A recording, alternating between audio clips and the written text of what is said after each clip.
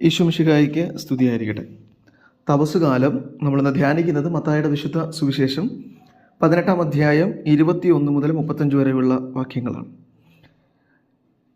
ഇന്നത്തെ സുവിശേഷത്തിൽ പത്രോസ് ലീഹ യേശുനാഥനോട് ഞാൻ എത്ര പ്രാവശ്യമാണ് എൻ്റെ സഹോദരനോട് ക്ഷമിക്കേണ്ടത്? 7 പ്രാവശ്യം ഞാൻ ക്ഷമിച്ചാൽ മതിയോ എന്ന് ചോദിക്കുമ്പോൾ 7 അല്ല 70 പ്രാവശ്യം നീ ക്ഷമിക്കണമെന്ന് യേശുനാഥൻ പറയുകയാണ്. അപ്പോൾ ഈ സുവിശേഷത്തിലെ പത്രോസിനെ നമുക്ക് നമ്മളോട് താരതമ്യപ്പെടുത്താൻ സാധിക്കും, പ്രത്യേകിച്ച് ഈ തപസ്സുകാലത്ത്. കാരണം ഈ സുവിശേഷത്തിൽ, പ്രത്യേകിച്ച് മത്തായിയുടെ സുവിശേഷത്തിൽ ഈ ഭാഗങ്ങളിൽ ഇടിച്ചു കയറി സംസാരിക്കുന്ന പത്രോസിനെ നമ്മളിങ്ങനെ കാണുന്നുണ്ട്. പത്രോസ് യേശുനാഥൻ്റെ മുൻപിൽ ആളാകാനുള്ള ഒരു തത്രപ്പാടിലാണ്. അപ്പം അതിൻ്റെ ഫലമായിട്ടാണ് പത്രോസ് ചോദിക്കുന്ന ഈ ഒരു ചോദ്യം, ഞാൻ എൻ്റെ സഹോദരനോട് 7 പ്രാവശ്യം ക്ഷമിച്ചാൽ മതിയോ? ഈ 7 എന്നുള്ളത് പത്രോസ് കൈന്നിട്ടതാണ്.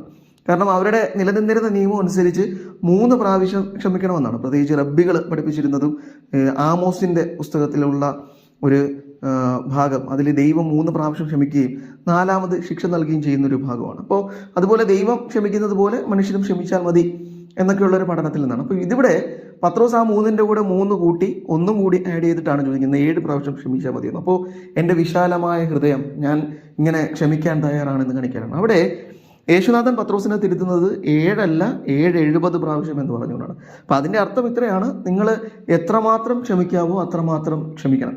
എന്നിട്ട് യേശുനാഥൻ ഒരു ഉദാഹരണം പറയുന്നുണ്ട്. ഈ ഉദാഹരണത്തിൽ കടക്കാരനായ ഒരു മനുഷ്യൻ്റെ ഉപമയെക്കുറിച്ചാണ് പറയുന്നത്. ആ മനുഷ്യൻ രാജാവിനോട് കടപ്പെട്ടിരിക്കുന്നു, അത് 10,000 താലന്താണ്. പക്ഷേ ഇവിടെ 1 ദെനാറ കടപ്പെട്ടിരിക്കുന്ന മറ്റൊരു മനുഷ്യനെ കാണിച്ചുകൊണ്ട്, അപ്പോൾ ഇവിടെ വലിയൊരു വ്യത്യാസം കാണാൻ പറ്റുന്നുണ്ട്. അപ്പോൾ ഈ ഒരു വലിയ വ്യത്യാസം തന്നെയാണ് നമ്മുടെ ക്ഷമയുടെ സമയത്തും അല്ലെങ്കിൽ ക്ഷമിക്കലിൻ്റെ സാധ്യതയും നമ്മൾ കണക്ക് കൂട്ടേണ്ടത്. അതായത് ഈ ദൈവം 10,000 താലന്ത് ഇളച്ചു കൊടുത്തു എന്ന് പറയുമ്പോൾ വലിയൊരു തുക ഇളച്ചു കൊടുക്കപ്പെടും. അപ്പോൾ അത്രമാത്രം നമ്മളോട് ക്ഷമിക്കപ്പെട്ടിട്ടുണ്ടെന്ന് യേശുനാഥൻ പറയുകയാണ്. ഇതുപോലെ നിങ്ങളും അഗാധമായി ക്ഷമിക്കാൻ തയ്യാറാകണം, കണക്കുകളില്ലാതെ ക്ഷമിക്കാൻ തയ്യാറാകണം. കാരണം ഈ കണക്ക് പറയാൻ കാരണം അവിടെ ഉണ്ടായിരുന്നത് ദൈവം 3 പ്രാവശ്യം ക്ഷമിച്ച് അതിനുശേഷം ശിക്ഷിക്കുന്ന ദൈവത്തെക്കുറിച്ചുള്ള ചിന്തയാണ്.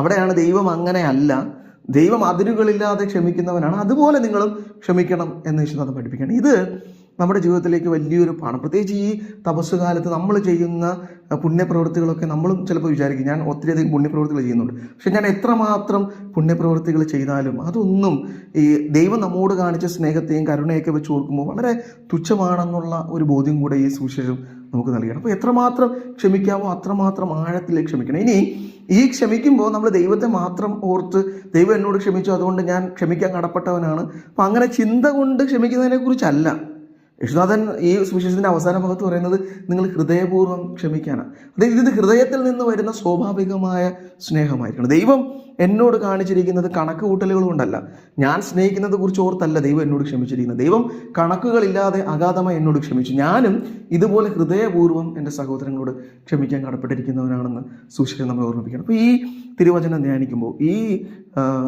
ലണ്ടൻ സീസണിൽ, ഈ തപസ്സുകാലത്ത് അഗാധമായി ഹൃദയപൂർവ്വം സഹോദരങ്ങളോട് ക്ഷമിക്കുവാനും തമ്പുരാൻ്റെ വലിയ സ്നേഹവും കരുണയും പ്രാപിക്കുവാനുമുള്ള കൃപയ്ക്ക് വേണ്ടി നമുക്ക് പ്രാർത്ഥിക്കാം.